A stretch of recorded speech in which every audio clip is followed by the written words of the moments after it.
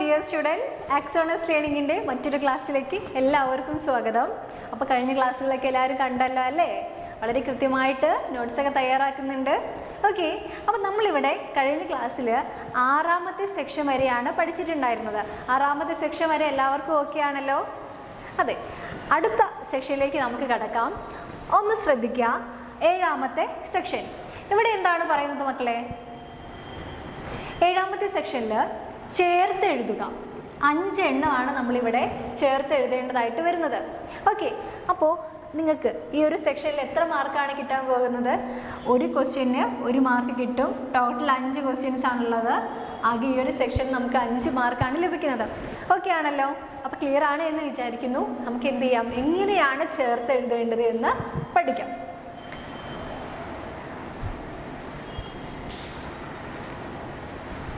46ാമത്തെ question പാറിപ്പറക്കുക എന്നുള്ളതാണ്.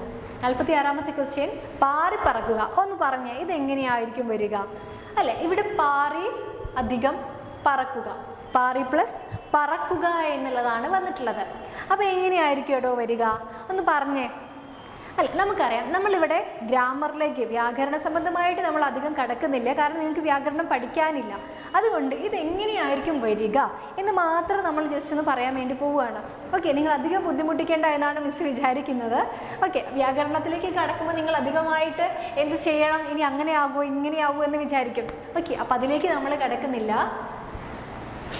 ഒന്ന് നോക്കിയേ, ഇവിടെ പാറി അധികം പറക്കുക നമ്മൾ കേട്ടിട്ടുണ്ട്. പാറി പറക്കുക എന്നല്ലേ ഇത് വരിക? പാറി പറക്കുക എന്നുള്ളതാണ് വരിക. അപ്പോൾ നമ്മളിത് എങ്ങനെ എഴുതും? പാറി അധികം ഇതൊഴിവാക്കിയിട്ട് പറക്കുക എന്ന് എഴുതണം. അപ്പോൾ ഇവിടെ എന്താണ് വരുന്നത്? ഒരു മാറ്റം വരുമല്ലോ. എന്തായിരിക്കും? അല്ല, ഇവിടെ പ ഇരട്ടിക്കും. ഈ പ ഇരട്ടിക്കുന്നതായിട്ടാണ് നമുക്ക് കാണാൻ സാധിക്കുന്നത്. ഓക്കെ, അപ്പോൾ നമ്മൾ ഇതിനെ എങ്ങനെ എഴുതുകയോ? എങ്ങനെയാണ് എഴുതാൻ പോകുന്നത്? ഒന്ന് ശ്രദ്ധിച്ചേ. അല്ലേ, പാറി അധികം പറക്കുക എന്നാവുമ്പോൾ പാറി പറക്കുക ഇങ്ങനെയല്ലേ ഇടോ വരിക? ഇവിടുത്തെ ഈ പ എന്നുള്ളത് എന്തായി? ഇരട്ടിച്ചു.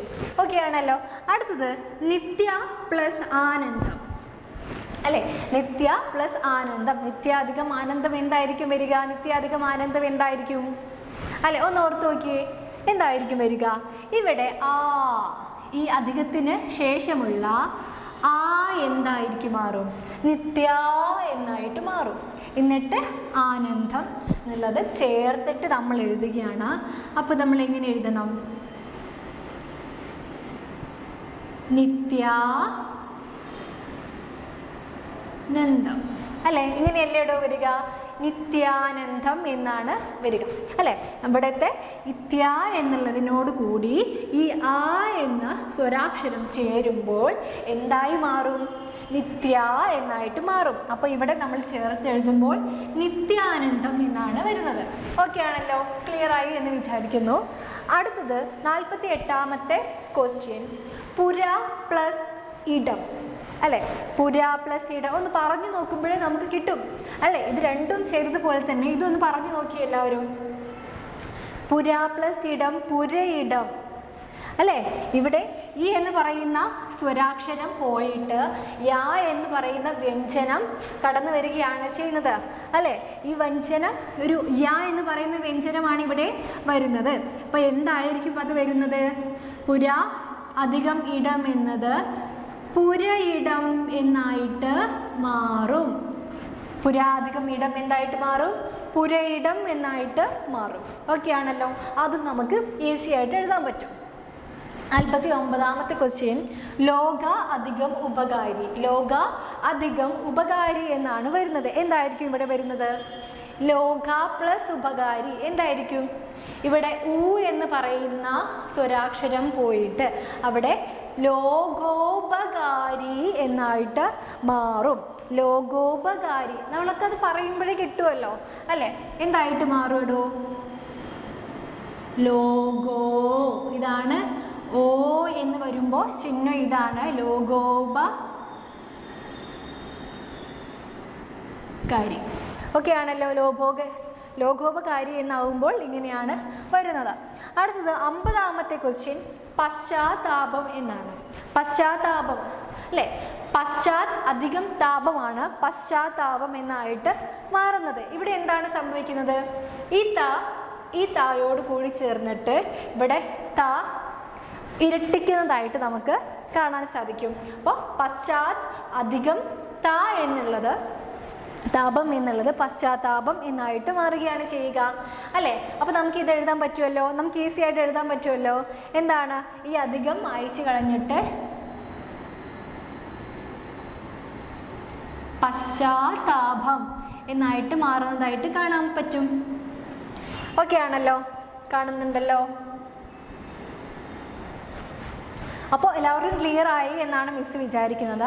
ഇനി നിങ്ങളൊരു കാര്യം ശ്രദ്ധിക്കുക, ഇത് പിരിച്ചെഴുതാനാണ് വരുന്നുണ്ടെങ്കിലോ, പിരിച്ചെഴുതുക എന്നാണ് നമ്മളുടെ അടുത്ത് പറയുന്നത് എങ്കിലോ അല്ലേ, പാറിപ്പറക്കുക എന്നുള്ളതിന് പിരിച്ചെഴുതാൻ വേണ്ടി നമ്മളുടെ അടുത്ത് പറഞ്ഞു.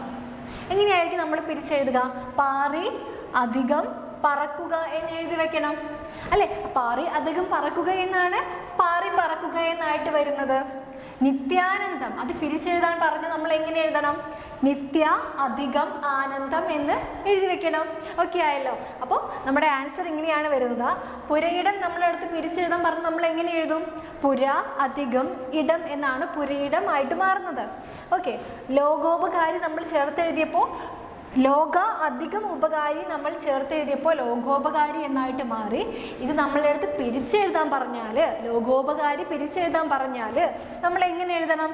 ലോക അധികം ഉപകാരി അല്ലേ. ഒരു സിനിമയുടെ പേരൊക്കെ ചിലർക്ക് ഓർമ്മ വരുന്നുണ്ട്. ഓ, ഈ ലോകയായിരുന്നോ ആ ലോക, അങ്ങനെയൊന്നും ചിന്തിക്കേണ്ട കാര്യമില്ല.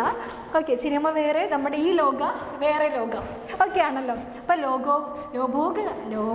ലോകോപകാരി, മിസ്സിനെ തെറ്റിപ്പോകുന്നു. ലോകോപകാരി എന്നുള്ളത് നമ്മൾ പിരിച്ചെഴുതുമ്പോൾ ലോക അധികം ഉപകാരി എന്നായിട്ട് എഴുതണം. ഓക്കെ, ഈ പശ്ചാത്താപം നമുക്ക് പിരിച്ചെഴുതാൻ തന്നാൽ തെറ്റിപ്പോവുമോ?